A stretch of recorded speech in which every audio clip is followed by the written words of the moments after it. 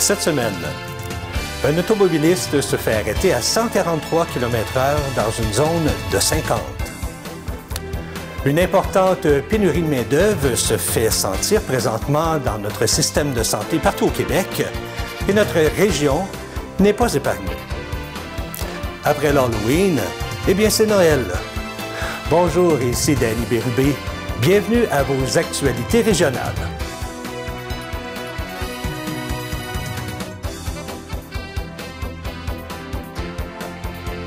Bonjour à vous. J'espère que vous passez une agréable semaine du 14 novembre 2022. Un policier de la Sûreté du Québec a intercepté sur le chemin de la Rivière-Rouge à Crabtree un automobiliste qui roulait à 143 km/h dans une zone limitée à 50. Le conducteur, un homme de 22 ans de Crabtree, s'est mérité un constat d'infraction de 1 696 $ et a perdu 18 points. Son permis de conduire, bien sûr, a été suspendu pour 7 jours et son véhicule remorqué. Comme vous savez déjà, le Québec est confronté à une importante pénurie de main-d'œuvre dans le secteur de la santé et des services sociaux, et notre région n'y fait pas exception. La table de concertation en immigration de la MRC de Joliette travaille présentement à l'accueil de 40 infirmiers et infirmières provenant du Maroc, du Cameroun et de la Tunisie pour soutenir notre système de santé. Leur arrivée est prévue en début d'année 2023. Le gouvernement a instauré des projets dans diverses régions du Québec visant l'intégration de ces nouvelles ressources en personnel infirmier. Le projet vise l'immigration des ressources, la mise à niveau de leurs compétences afin de s'acclimater à leur environnement de travail et l'intégration dans leur région d'accueil afin de s'assurer que ces nouveaux arrivants s'établiront ici pour les années à venir. Le Centre intégré de santé et des services sociaux de la Naudière ainsi que le Cégep de Joliette assureront la mise à niveau des formations, en plus de la tenue des stages afin de leur offrir un emploi sur le territoire de la MRC de Joliette. Selon M. Bellemare, préfet de la MRC, il souligne que la MRC est très heureuse d'accueillir le personnel infirmier qui viendra soutenir notre réseau de la santé qui, comme vous le savez, en a tant besoin. La Maison des jeunes sens unique du secteur Brandon se rajeunit. Considérant le danger d'affaissement de la bâtisse, des travaux majeurs d'infrastructure étaient nécessaires afin d'assurer que celle-ci demeure sécuritaire. On en a profité également pour aménager le sous-sol dans le but d'améliorer les services offerts aux jeunes et d'intégrer des nouveaux espaces. Ceux-ci ont maintenant accès à une salle de musique, une cuisine neuve, un atelier de réparation, des planches à roulettes, une table de billard, ainsi que l'accès gratuit au réseau Internet. J'ai eu le plaisir de rencontrer Mme Jade Martin, qui nous explique en quoi consistent ces rénovations et pour quelles raisons la Maison des jeunes existe. Je suis en compagnie de Mme Jade Martin, coordonnatrice de la Maison des jeunes sens unique du secteur Brandon. Bonjour. Bonjour. Madame Martin, j'aimerais savoir, cette maison ici des jeunes, c'est pas jeune, ça date de plusieurs années, celle-ci. Hein? En fait, la Maison des jeunes de Saint-Gabriel a été ouverte en 1990. Okay. Par contre, on s'est beaucoup promené d'une bâtisse à l'autre. On était plus en location au début, puis c'est juste en 2007 qu'on a acheté la maison ici. OK. Mais la maison date quand même de plusieurs années ici. C'était quand même assez âgé. Oui. Si je ne me trompe pas, c'est centenaire. Ouais. OK. Donc, on a dû faire des rénovations, hein, parce que la maison commençait à être âgée. Quel genre de rénovation qu'on a fait et pourquoi on a fait ces rénovations-là? Dans le fond, la Maison des jeunes, il y avait des beams en dessous qui commençaient à pourrir, puis elles commençaient à s'écraser puis à s'enfoncer. Avant, on avait juste un vide sanitaire, une vieille cave en terre, puis on n'en avait presque plus. Donc, ils ont été obligés de relever la maison, puis ils ont décidé d'en profiter pour, dans le fond, rajouter un sous-sol où est-ce qu'on pourrait avoir des activités avec les jeunes. OK, donc le sous-sol n'était pas aménagé. Non, pas du tout. On a décidé d'aménager le sous-sol, rajouter des pièces. On a réparé aussi l'extérieur. Oui, c'est ça. Tout l'extérieur a été refait. Dans le fond, ça rajeunit la bâtisse. Cette maison-là, elle accepte les jeunes. De quel âge à quel âge? Quels sont les jeunes qui viennent ici? Nous, on accepte les jeunes de 11 à 17 ans. De 11 à 17 ans. Est-ce que c'est n'importe quel jeune ou ce sont des jeunes en particulier? N'importe quel jeune de Brandon. N'importe quel jeune de 11 à 17 ans qui Ouais. veulent venir ici. Pourquoi ils viendraient ici, à cette maison-là? C'est un super lieu de rassemblement pour les jeunes. Fait qu'ils peuvent venir socialiser. On a des instruments de musique, des skates, une cuisine s'ils veulent cuisiner, des jeux de société. Puis on a aussi 2 animateurs, toujours sur le plancher. Okay. Puis dans le fond, ils peuvent venir se confier aussi à ces animateurs-là. Puis nous, on en profite aussi pour faire de la prévention, dans le fond, par le loisir. Combien de jeunes viennent ici le soir? Ça varie beaucoup, dans le fond, d'une journée à l'autre. Une journée, on peut en avoir 3, une autre journée, on peut en avoir 29-30. Donc, ça varie beaucoup. Mais c'est pas le nombre de jeunes qui fréquentent une maison des jeunes qui montre l'impact qu'elle a sur sa société, là, parce qu'on fait beaucoup d'interventions, beaucoup de prévention. Donc, si on touche 2-3 jeunes, déjà, c'est ça qui est fait. OK, vous avez dit qu'il y avait plusieurs activités ici dans la maison. Êtes-vous capable d'en nommer quelques-unes? Oui. Dans le fond, nous, comme je disais, ils peuvent toujours cuisiner. Ils peuvent aussi faire de la musique. On a plein d'instruments, faire du skate. On fait aussi venir d'autres organismes pour de la prévention. À tous les mois, il y a le réseau qui fait de la prévention en toxicomanie qui viennent passer la soirée avec les jeunes. Dernièrement, on a eu la Maison de la Traverse qui est venue donner un atelier sur tout ce qui est les types de violences conjugales, les relations saines hommes-femmes. Puis bientôt, on a le CALAC Coup de cœur qui viennent aussi pour nous faire un atelier sur le consentement. Bon, en fait, finalement, c'est pas juste pour s'amuser, on apprend beaucoup de choses ici. Là. Oui. On éduque les enfants. Oui, puis là, ça, c'est juste les activités qu'on fait ici. Parce que des fois, on a des sorties aussi. Comme là, on prépare une sortie pour ISAUT à Laval. On veut faire aussi une sortie au Cosmodome pour un côté un peu plus scientifique, intéresser les jeunes à différentes... Et qui paye pour toutes ces activités-là, ou justement payer pour les intervenants, ou les activités, les sorties, qui paye pour ça? C'est nous, puis des fois on demande aussi aux jeunes une petite contribution. Par contre, on fait beaucoup, on fait des campagnes d'autofinancement. À chaque année, on a une collecte de bouteilles. Il y a beaucoup de gens aussi qui viennent nous porter directement leurs bouteilles. Donc déjà, il y a ça, les bouteilles consignées. On va aussi chercher du financement. On répond à des appels à projets. Puis, on a dit que c'était ouvert du lundi au vendredi. C'était séparé normalement ouais. En 3 jours ici, 2 jours à Mandeville. C'est ça?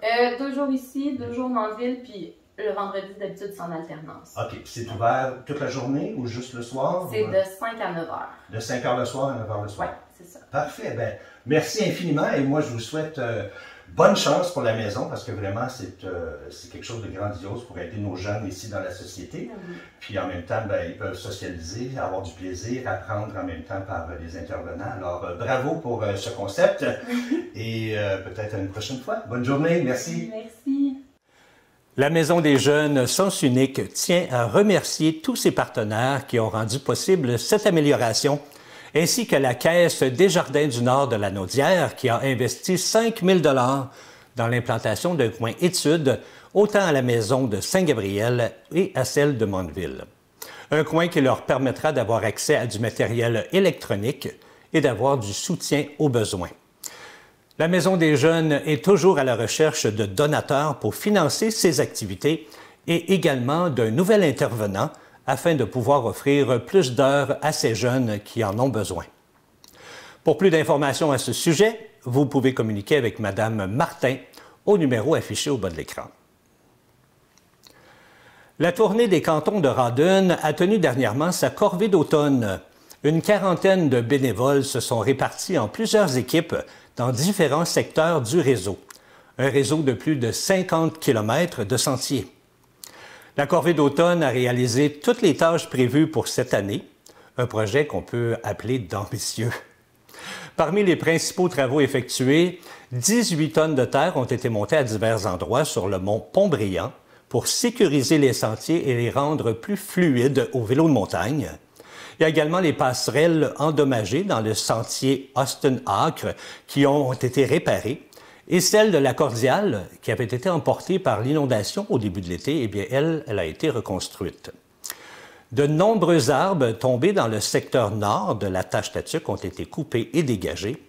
On a également ajouté un lien pour la raquette entre la Saint-Pierre et l'imprévu et finalement, plusieurs équipes ont parcouru l'ensemble du territoire de ski de fond et de raquettes pour élaguer et dégager les sentiers en prévision d'abondantes chutes de neige. On veut s'assurer que les sentiers soient sécuritaires. La Tournée des cantons de Rawdon est un organisme sans but lucratif dont la mission est de développer un réseau de sentiers multisports pour le ski de fond, la raquette, la randonnée pédestre, le vélo de montagne et bien sûr le fat bike à Rawdon. L'accès aux sentiers est gratuit et pour toute information, on peut visiter le site Internet au www.tourneedescantons.com.